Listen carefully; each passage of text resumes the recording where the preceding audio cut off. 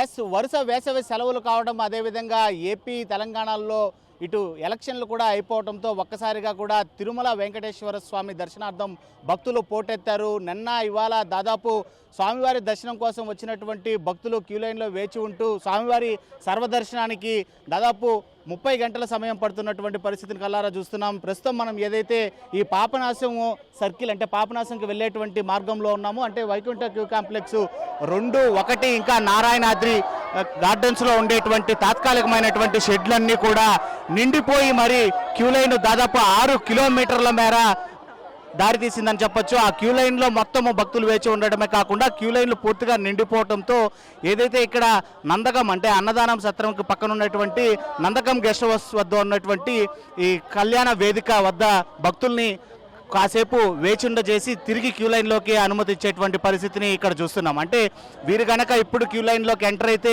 దాదాపు 30 నుంచి 35 గంటల సమయం తర్వాతే శ్రీవారి దర్శనం వీళ్ళకుంటుంది. అంటే ప్రస్తుతం స్క్రీన్ పైన మీరు చూస్తున్నటువంటి భక్తులు ఏదైతే క్యూ లైన్లోకి వెళ్ళేటువంటి భక్తులు వీరంతా ఇప్పటికే క్యూ లైన్లు, అదేవిధంగా వైకుంఠం క్యూ కాంప్లెక్స్ 1 ఇంకా 2లో ఉండేటువంటి వేచి ఉండాల్సినటువంటి అన్ని కంపార్ట్మెంట్స్ అంటే 32 అదొక 17 నుంచి 18 వరకు ఉన్నటువంటి కంపార్ట్మెంట్స్ కాకుండా నారాయణగిరి గార్డెన్స్లో ఉండేటువంటి తాత్కాలికంగా ఏర్పాటు చేసినటువంటి షెడ్స్ కూడా పూర్తిగా నిండిపోయాయి. ఇక షెడ్స్లో ఉండేటువంటి భక్తులకు కావచ్చు, క్యూ లైన్లో ఉండేటువంటి భక్తులకు కావచ్చు, పూర్తి స్థాయిలో ఎలాంటి అసౌకర్యాలు జరగకుండా వాళ్ళకి కావాల్సినటువంటి భోజన సౌకర్యాలు కావచ్చు, అల్పాహారంతో పాటు పాలు, మజ్జిగను కూడా వితరణ చేసేటువంటి కార్యక్రమాన్ని టీటీడీ దగ్గరుండి చూస్తుంది. మరోవైపు క్యూ లైన్ల పర్యవేక్షణ కూడా ఇటు తిరుమల తిరుపతి దేవస్థానం సంబంధించినటువంటి విజిలెన్స్ అధికారులు కావచ్చు, అదేవిధంగా పోలీస్ శాఖ, ఆరోగ్య శాఖ సంబంధించినటువంటి ఆల్ డిపార్ట్మెంట్స్ సమన్వయంతో కూడా ఇక్కడ క్యూ లైన్ల యొక్క భద్రతా ఏర్పాట్లను కావచ్చు, ఇక్కడ సౌకర్యాలను కావచ్చు చూస్తున్నటువంటి పరిస్థితి ప్రస్తుతం మనం చూస్తున్నాం. ఇప్పటికే మనం విజువల్స్లో చూస్తుంటే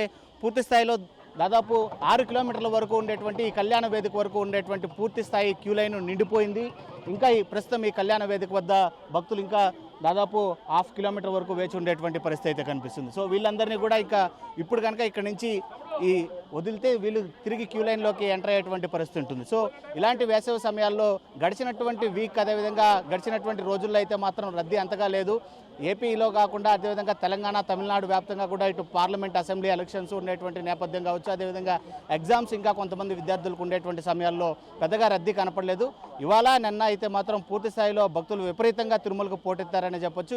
ఇవాళ క్యూ లైన్లోకి ఎంటర్ అయ్యేటువంటి భక్తులకైతే మాత్రం సర్వదర్శన సమయం 30 గంటల పైగా పడుతుందని తిరుమల తిరుపతి దేవస్థానం చెప్తున్నటువంటి పరిస్థితి. అదేవిధంగా ఇంకా కనుక సెలవులు ఉన్నాయి కాబట్టి తిరుమలలో భక్తుల రద్దీ అధికంగా ఉంది కాబట్టి రావాలని ప్రీ ప్లాన్గా ఉండేటువంటి భక్తులు తమ యొక్క కార్యక్రమాన్ని పోస్ట్పోన్ చేసుకోవాలని చెప్పి కూడా రద్దీ తగ్గిన తర్వాత రావాలని చెప్పి కూడా తిరుమల తిరుపతి దేవస్థానం పదే సూచిస్తున్నటువంటి పరిస్థితి.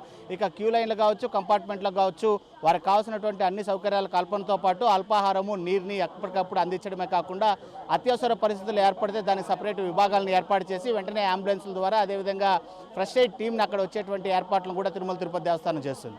ఇది తిరుమలలో తాజాగా నెలకొన్నటువంటి రద్దీ పరిస్థితి పైన పూర్తి అప్డేట్. వీడియో జర్నలిస్ట్ మణికంఠతో Lokesh reporting for RTV Tirumala. మరిన్ని వీడియోస్ కోసం ఛానల్ ని సబ్స్క్రైబ్ చేయండి, లేటెస్ట్ అప్డేట్స్ కోసం వాట్సాప్ ఛానల్ ని ఫాలో చేయండి అండ్ లింక్ డిస్క్రిప్షన్ లో ఉంది.